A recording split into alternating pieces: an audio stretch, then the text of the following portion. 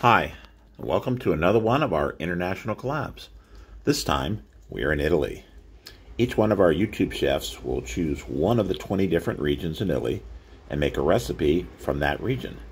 Please check out their entrees into hashtag cucinaitaliana. I'm choosing Tuscany because I'm literally in Tuscany for 6 weeks, and I will be preparing a meal with Italian chef Joe Russo here in the Tuscan beach resort town of Viareggio. And we will talk in both English and Italian. So here you go, a Tuscan meal prepared by Italian chef Joe Russo. Ciao, sono Carlo. Joe. Sono qui a Viareggio con Chef Joe Russo. We're going to talk a little Italian, talk a little English. Joe's English is much better than my Italian, but we just Joe's here to make us a wonderful dinner. He's a private chef here in Viareggio. So, Joe, parlace un po' di te. Italiano? Sì. Allora, io sono Joe, sono nato negli Stati Uniti, a Gloucester, Massachusetts. Mia famiglia è tutta siciliana, di origine siciliana, ma è 30 anni che vivo a Viareggio. Vengo da una famiglia con lunga tradizione di pescatori, fishermen. La passione per la cucina mi è stata trasmessa dalla nonna e da mia madre, che mia madre ha fatto la cuoca per tanti anni qui a Lido di Camaiore. My mother was a cook here in Lido di Camaiore. Let's say that from my fishing backgrounds, that I also did fisherman with my father, ho preso questa cosa di cucinare. Mi è sempre piaciuto cucinare per gli amici e poi... Qui era Viareggio? Oh no, in barca. At first, I started, for passion, I started cooking for my friends. And everybody was like, oh, Joe, you know how to cook, you know how to cook. So let's say with the fish, since I come from a fishing family, I've always had this, I know how to clean the fish, I know how to cook it. And I said to myself, well, why don't I just, try to do it professionally? Because, I can't just be a fisherman, then become old and be like, maybe I should have. So I tried. I quit doing fishing with my dad. My dad has a fishing boat here. And after the first year that I started working in restaurants here, I started working on yachts as a private chef. I worked on yachts for about 10 years. So yeah, this is more or less. Cosa facciamo oggi? Oggi facciamo. What are we making today? Facciamo un 5 assaggi di antipasto, poi facciamo il risotto di mare e chiudiamo la cena con un tiramisù, come dolce. Grazie, Joe. Grazie. Give us a minute. We're going to get into the kitchen. We're going to get this thing rolling, and we'll be right back. Ciao. Scampi. This is a scampi. Okay. The red shrimp. And those are what? Gambero Rosso. Then here we have some Triglie. I don't know what's it called in English, this fish. This is Triglie. And what was the first one we had? This was Scampi. Scampi. So it's not the sauce. No, it's not. It's not the sauce. Scampi. It's a shrimp. It's a We're prawn. not having shrimp scampi. It's a prawn. Here we have some calamari, fresh calamari, and shrimp, local shrimp. There's the anchovies. Here we have the fresh anchovies, which I'm gonna do. So let me explain. I'm gonna make only one cooked dish, and the rest is gonna be marinated or raw.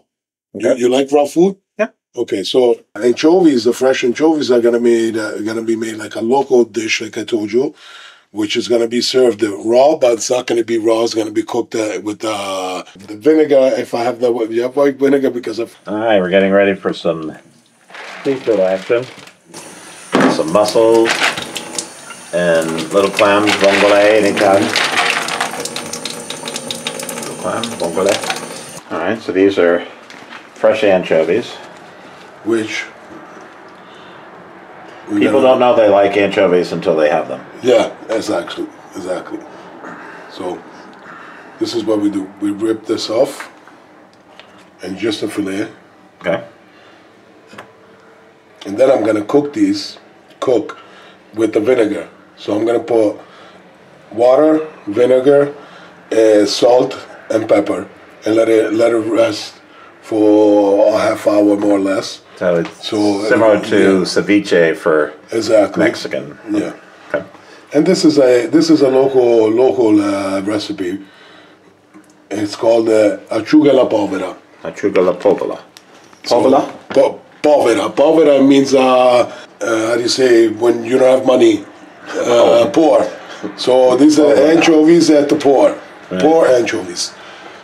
Because these are old recipe.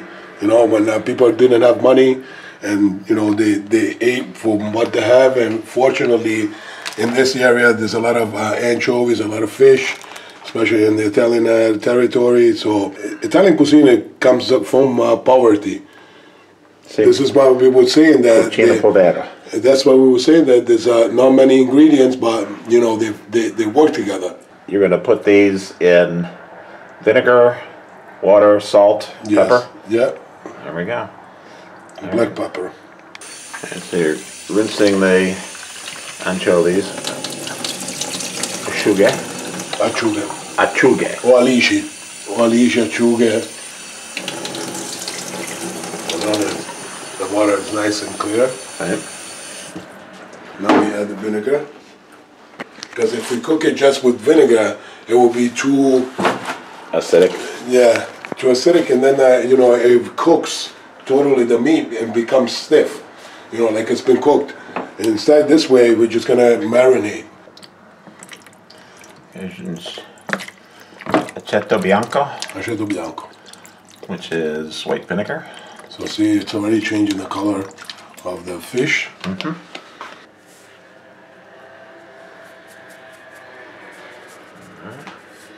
A little salt, sale, pepe.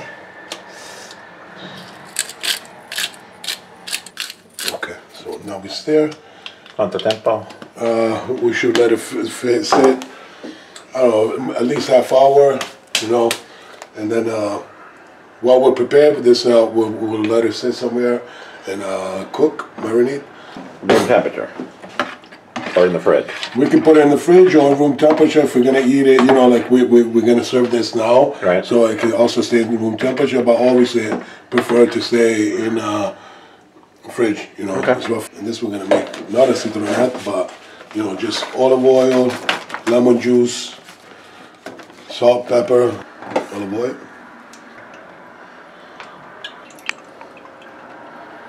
Lemone.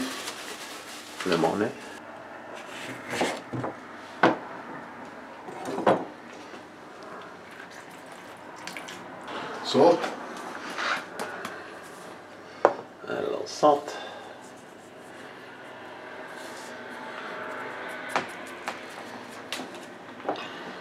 Pepper.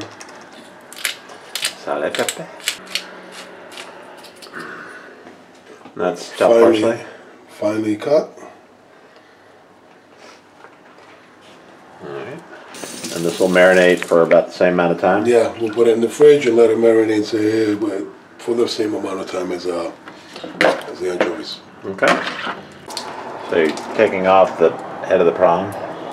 I'm taking off everything because I'm going to make a tartare with the shrimp. Okay, and use that for stock? Yeah. Okay. So cleaning the prawns.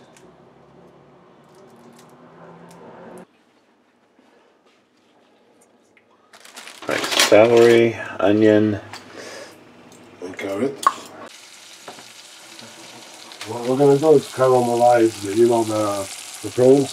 Okay. So once I put the water, it will be like a shock, like cold and hot, and all the juice will come out. So this is the gonna be broth for the risotto. Yeah, you know, I should have had more fish and like bone fish, you know? It gets more flavor. Unfortunately, the bad water did us a trick. It's been a nice weather the whole time, but this week has been That looks great. You can smell it. Wow. All right. I would need for the broth, as you know, for the risotto. All right, so we've cleaned, and I actually cleaned some of the mussels. Oh, you cleaned all the mussels. No, I cleaned all the mussels. I didn't really, but so garlic, aglio, olio. Let it simmer. Come si dice simmer? Sfrigolare. Sprigolare. Sfrigolare. Sprigolare. Or rosolare. Rosolare. I like to say there's no such thing as too much garlic. There's no such thing. See, once it starts to simmer, we'll start putting the mussels and the clams because else we would risk to burn it. Clams take a little longer. Are they because they're smaller? we can open it all together. Okay. So the clams and mussels are going in, and they'll open from the simmering of the oil and the garlic and the heat. I'll show you what they look like. You want to put A little parsley on. no salt, obviously, because you know they have their own water that's already salty, you know, they're fresh. And we're gonna have part of these for antipasta and part for. No, this is just for the risotto. Oh, just for the risotto. Okay. For antipasto, I'll make a red. I'll make a pepata di cozze. This is just open mussel with garlic, parsley, and black pepper. No tomato. And wine, just everything together. Delicious. All right, we'll be back. And so here you're cleaning the prawns, and you're going to make a tartare. Yep. So cleaning prawns for tartare for the antipasta. Actually, it's antipasto. Yeah. There's no such thing as antipasta. That means you're against pasta. All right. And this is a typical Tuscan style antipasto. We'll see how we put all this together. All right, so we're getting ready for the risotto. So Joe has cleaned most of the mussels and clams. Little things swimming in there are garlic. So Joe, what's the plan from here? So the plan is that now I'm gonna separate this juice from the garlic. Just keep the juice. Okay. And then we're gonna start cooking the risotto, and we're gonna use this broth that we made before, Okay. and this in separate moment. So you know, the rice, when it soaks the flavors, it will soak different flavors at a time, not all mixed in. Good. All right. I'll be ready in just a second. So you're breaking up the pieces in the stock a little bit. Yeah. Squeeze it a little Part bit a little more flavor. So it has a nice color, no? Oh, yes. Okay, so now Al mare. arborio. So to make a proper risotto, there's only a few types of riso of rice that we use, because it's when you cook them, they become creamy because they have this how do you say, starch, rice, short grain, rice starch. Yes. So and it has to be a certain the rice has to be big, not too big like this, but you know, a certain so there's carnaroli, arborio, but the most common is arborio or carnaroli. We use arborio in the United States. Yeah, arborio. We have to taste the fish, you know. We don't want too much acid from the wine or any garlic or onion, because it would, you know, would change a little bit the flavor of the fish. So you're going to toast the rice first? Yes. Okay. Oil? Nothing. Olio? No, nothing. Just nothing. Okay. Niente. Make a little bit more. All right. So we're going to put the rice in, and it's going to toast. And then we'll slowly, then the stock gets slowly added, or do you? Yeah, you add the stock after a little bit. That's it. All right, so we've got our broth here. We've got our what we strained off of the mussels and clams, and Joe and we're actually both stirring. Joe just happens to do it now because I have the camera in my hand. As the rice comes to the surface and absorbs all the liquid, we add a little bit more. Pretty simple. All right, so we're getting towards the mid part. This takes about 15 minutes or so. We'll let it rest. Then we have the seafood, and then we're going to sit down and enjoy it. All right, so we have we put some fish, calamari, shrimp in, and a little more broth from our seafood broth. And we're going to stir and continue on this process. Ora, Joe, facciamo il tiramisù? Sì. Sì. So, you want in English or in Italian? We do both. Okay, so... You're more comfortable. You can do either. Cinque uova. Cinque uova, 5 eggs. Separate, rossi e bianchi. E mezzo chilo di mascarpone. So you put the yellow over there and the white over here. Yes. And once I whisk the yellow with the sugar, I'm gonna add the mascarpone cheese, and then with the clean whisk, I'm gonna whisk the whites until they're nice and fluffy. But my recipe is gonna be 3 eggs and half a kilo mascarpone because I like that it gets thicker Yes. The sauce, the cream.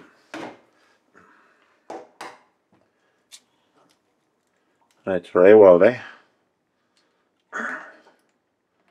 Come si dice separate? Separate. Separate.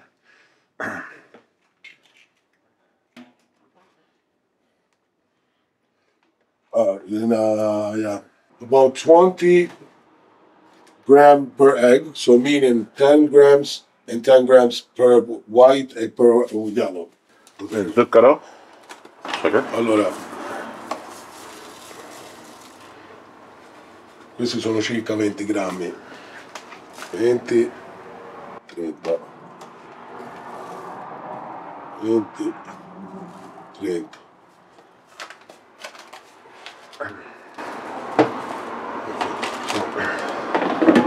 I'm going to whisk before the whites.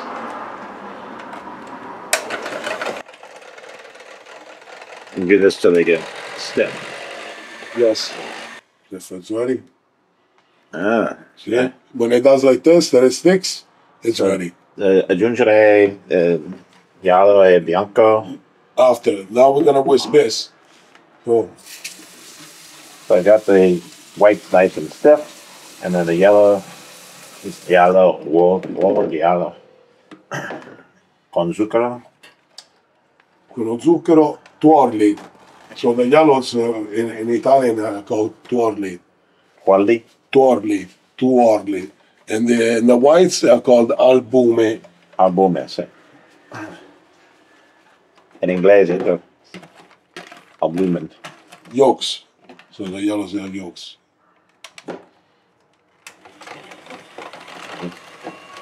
And this is Then we're going to whisk it until it becomes until it triples its volume, and it's going to be a light yellow color. okay. All right.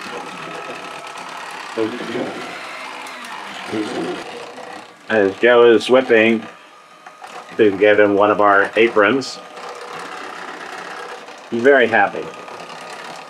Went all this way to make dinner and I gave him an apron. So we thicken it out. You can add some mascarpone to the yellow. Yes. To the, okay. to the yellow. That's,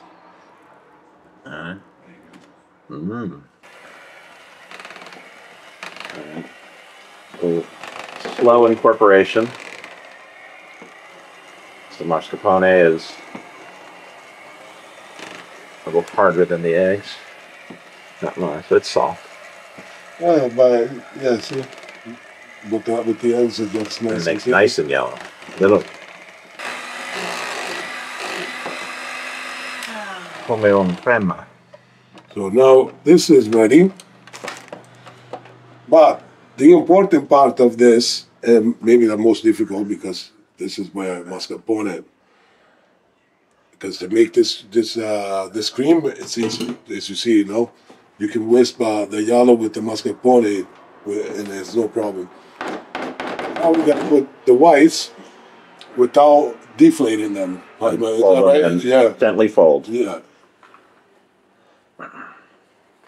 That is a trick. Because the cream has to be, fluffy, airy.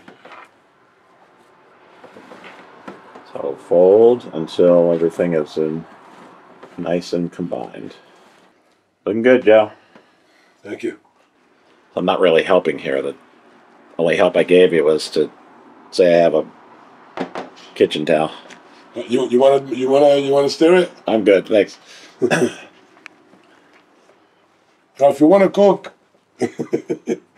Yeah. but you come for this. Insieme. So now that we got all the whites in,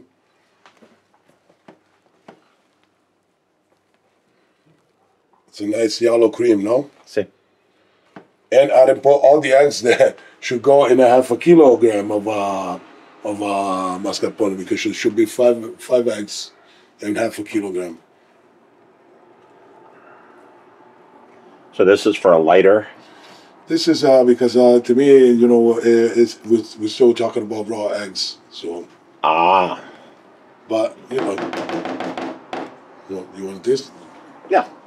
Your wife, she wants to taste. Ellie, you want to taste the mascarpone? There. Wow, isn't that gorgeous?